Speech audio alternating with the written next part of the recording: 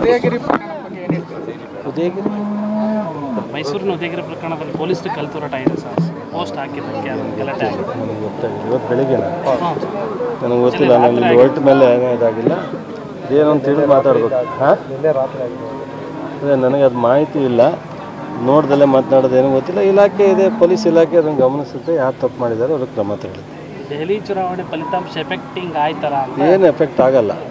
ಸೋತಿದ್ದಕ್ಕೆ ಈ ರೀತಿ ಒಂದು ಪೊಲೀಸ್ ಮೇಲೆ ಹಲ್ಲೆ ಮಾಡ್ತಕ್ಕಂಥದ್ದು ಅದಕ್ಕೂ ಇದಕ್ಕೂ ಸಂಬಂಧ ಇಲ್ಲ.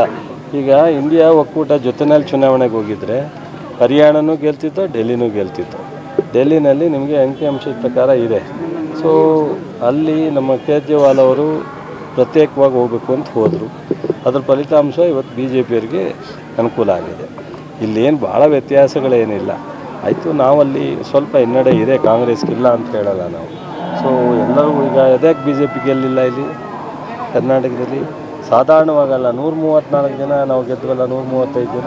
ಅದಕ್ಕೆ BJP ರಾಜೀನಾಮೆ ಕೊಟ್ಬಿಡುತ್ತಾ ಮೋದಿಯವರು? ಅವರೇ 15 ಟೂರ್ ಮಾಡಿದ್ರಲ್ಲ.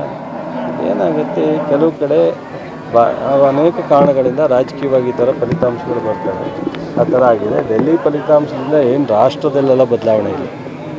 ಈ ಪ್ರಕರಣಕ್ಕೆ ಸಂಬಂಧಪಟ್ಟಂಗೆ ಕರ್ನಾಟಕವನ್ನು ತಾಲಿಬಾನ್ ಮಾಡಲಿಕ್ಕೆ ಹೊರಟಿದ್ದಾರೆ ಕಾಂಗ್ರೆಸ್ನವರು ಅಂತ BJP ನಾಯಕರು. ನೋಡಿ, ಈ ಥರದ್ದೆಲ್ಲ ಕಮ್ಯುನಲ್ ಇಶ್ಯೂಸು ಮತ್ತು ಬೇರೆ ಬೇರೆ ಥರದ ಗಲಾಟೆ ನಡೆದಿರೋದೆಲ್ಲ BJP ಕಾಲದಲ್ಲೇ ಹೆಚ್ಚು.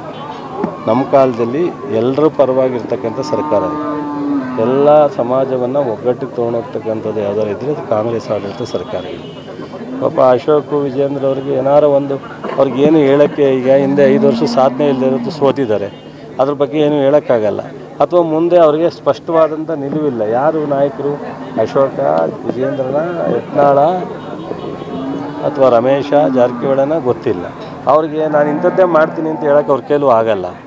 ಸೊ ಹಾಗಾಗಿ ಅವ್ರು ಸುಮ್ಮನೆ ನಮ್ಮನ್ನು ಟೀಕೆ ಮಾಡೋದು ಬಿಟ್ಟರೆ ಅವ್ರಿಗೇನೇನೂ ಇಲ್ಲ. ಅವ್ರಿಗೆ ಜವಾಬ್ದಾರಿ ಕೊಟ್ಟಾರೆ. ಒಬ್ರಿಗೆ ಅಧ್ಯಕ್ಷರಿಗೆ, ಒಬ್ರಿಗೆ ವಿರೋಧ ಪಕ್ಷ ನಾಯಕರಿಗೆ. ಏನಾದ್ರು ಹೇಳ್ಬೇಕಲ್ಲ, ಅದಕ್ಕೆ ಹೇಳ್ತಾರೆ. ಅದನ್ನೆಲ್ಲ ಕಾರಣ ಮೈಸೂರೇ ನಡೆದಿರೋದ್ರಿಂದ CM ಅವ್ರ ಶ್ರೀರಕ್ಷೆ ಇದೆ.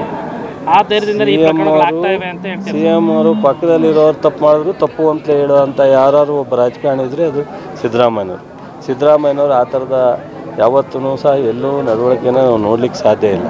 ಅವ್ರು ಯಾವ ತಪ್ಪನ್ನು ಸಹಿಸ್ಕೊಂಡು ಒಪ್ಕೊಂಡು ತೆಪ್ಕೊಳ್ಳುವಂಥ ಪ್ರಶ್ನೆ ಇಲ್ಲ. ತಪ್ಪನ್ನು ತಪ್ಪು ಅಂತ ಹೇಳ್ತಾರೆ. ನನಗೆ ಪೂರ್ಣ ಪ್ರಮಾಣದ ಮಾಹಿತಿ ಇಲ್ಲ. ಏನೇ ಇದ್ರೂ ಮುಖ್ಯಮಂತ್ರಿಗಳು ಇಷ್ಟೊತ್ತಿಗೆ ನಿರ್ದೇಶನ ಅಧಿಕಾರಿಗಳಿಗೆ ಕೊಟ್ಟಿರ್ತಾರೆ. ಪೊಲೀಸ್ ವರಿಷ್ಠ ಅಧಿಕಾರಿಗಳಿಗೆ ಅದು ಕ್ರಮ ಆಗುತ್ತೆ.